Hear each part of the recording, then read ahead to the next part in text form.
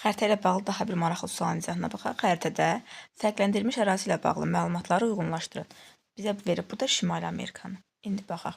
Bu ərazi də Mərkəzi Amerikadır. 18-ci əsrin ikinci yarısında Böyük Britaniyanın müstəmləkələr içərisində ilk müstəqillik əldə etmiş dövlət bu ərazidə yerləşir. Təbii ki, söhbət ABŞ-dan gedir. ABŞ da burada yerləşir. Deməli, bir düzdür. Bir düzdürsə, yanlışların içərisindən biri çıxartmalıyıq. 20-ci əsrin 60-cı illərində SSR bu ərazilərin birində ABŞ-ı hədəfə alan nüvə rəkətləri. Söhbət Kuba-Karib böhranından gedir. Kuba və ya Karib. Kubada yerləşir bu ərazidə. Deməli, ikinci fikir də düzgün fikirdir. 2-ni də götürürük. 1-2 düzdür. Bölgədə yerləşən dövlətlərdən biri Birinci Dünya müharibəsi illərində bitərəfliklərin imtina edərək Üçlər İttifaqına qarşı müharibəyə qoşuldu. Xeyr, belə bir şey yox idi. 3 yanlışdır. ATƏM-in yaradılması haqqında yekun akt sənədinə bu bölgədən yalnız ABŞ, xeyr, bu bölgədən həm də Kanada imzalamışdı. Burada Kanadadır. Deməli, 4 də yanlış fikirdir. 3, 4.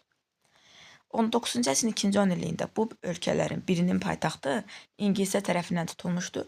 Söhbət 2-ci İstiqlaliyyət müharibəsinə gedir 12-14. Bu zamanda İngilislər ABŞ-ın paytaxtını tutmuş. Deməli, 5 düzdür, 1-2, 5.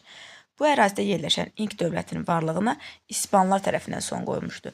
İnk dövləti Latın Amerikasında yerləşir. Yəni, Amerikanın aşağı qitəsində burada yerləşir. Meksikada Aztekin də varlığına son qoyulur. Meksika buradır.